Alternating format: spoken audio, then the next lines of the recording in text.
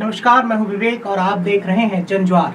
पहले रसोई गैस की कीमतों में बेतहाशा बढ़ोतरी के कारण किचन का बजट बिगड़ रहा था। जब प्रधानमंत्री नरेंद्र मोदी गुजरात के मुख्यमंत्री थे, तब वे कीमतों की बढ़ोतरी पर कहते थे कि देश की अर्थव्यवस्था आईसीयू में है। पर अब देश की अर्थव्यवस्था आईसीयू से ऑपरेशन थिएटर में पहुंच चुकी है और सरकार मौन है। यह हाल तब है जब देश के प्रधानमंत्री पिछले 8 सालों से खुद नरेंद्र मोदी हैं, जो गुजरात के सीएम रहते महंगाई पर सवाल उठाया करते थे। नतीजा ये है कि देश में रोटी पकाना जहां पहले से ही महंगा था, अब उस रोटी की थाली तक जो पहुंच थी, उस पर भी नई आफत आने वाली है। आइए जानते हैं क्या है पूरा मामला। मनी कंट्रोल की एक रिपोर्ट के मुताबिक अगले महीने से ब्रेड, बिस्किट, रोटी और पराठे की कीमतें बढ़ सकती हैं।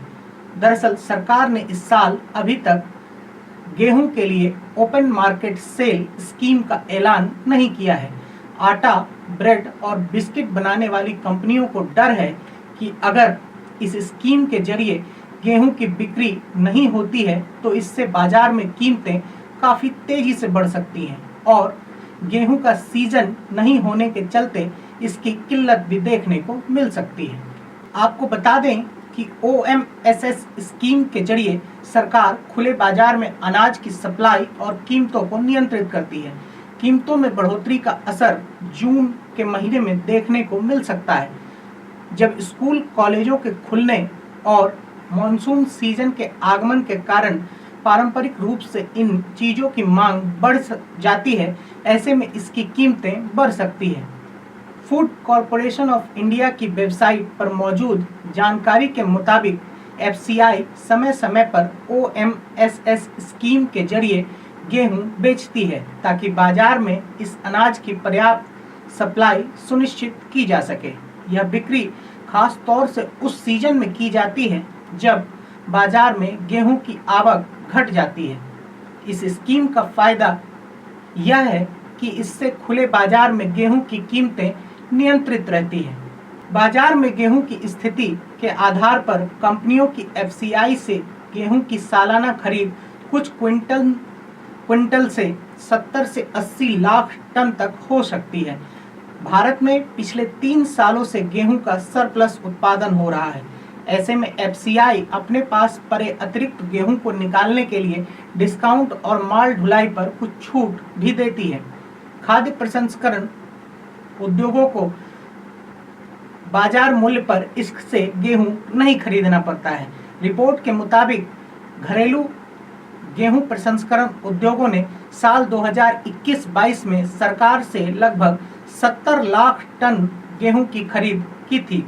इस साल अगर सरकार ओएमएसएस स्कीम को जारी नहीं रखने का फैसला करती है तो इससे इंडस्ट्री को अपनी ज़रूरत का 100% गेहूं खुले बाजार से खरीदना पड़ेगा। जाहिर है ऐसी स्थिति में उन्हें महंगी कीमतों पर गेहूं का सौदा करना पड़ेगा। मिलरों को इस साल एफसीआई पर निर्भर नहीं रहने के लिए कहा गया है। इस बारे में अंग्रेजी समाचार पत्र इकोनॉमिक टाइम्स की एक रिपोर्ट के अनुसार एक मिलर ने बताया है कि सरकार की ओर से उन्हें इस साल हिदायत दी गई है कि वे एफसीआई के गेहूं पर निर्भर न रहें, क्योंकि इस साल वे निजी व्यापारियों को गेहूं बेचने को लेकर पक्का नहीं है। आटा मिलिंग उद्योग ने हाल ही में फूड मिनिस्ट्री को एक पत्र लिखकर इस आगामी संकट के बारे में चेतावनी भी दी है। इस पत्र में कहा गया है कि यह साफ है कि सरकार के पास साल की दूसरी छमाही में ओएमएसएस के जरिए बाजार में हस्तक्षेप करने के लिए शायद ही कोई गेहूं बचेगा। राज्य सरकारों को उनकी अपनी कल्याणकारी योजनाओं के लिए गेहूं की सप्लाई भी रोक दी गई है, जो आने वाले संकट की ओर इशारा कर रहा प्रतीत होता है। इस पत्र में आगे यह भी कहा गया है कि उद्योगों को यह आशंका है कि वह भविष्य में वाजिब दाम पर आटे की सप्लाई करने में सक्षम नहीं होगी। इसके चलते मिलिंग इंडस्ट्री और ब्रेड बिस्किट इंडस्ट्री के लिए एक अनिश्चितता की स्थिति पैदा हो सकती है। मुंबई के आटा मिलर और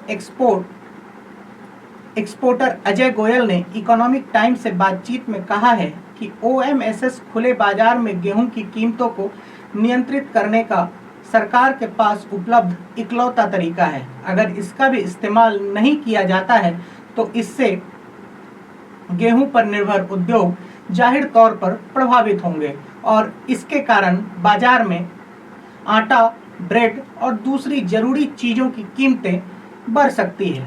अब देखना यह है कि आने वाले दिनों में सरकार इस समस्या से निपटने के लिए कौन सा कदम उठाती है या फिर आम लोगों को इस मुसीबत से जूझने के लिए यूं ही छोड़ देती है। धन्यवाद।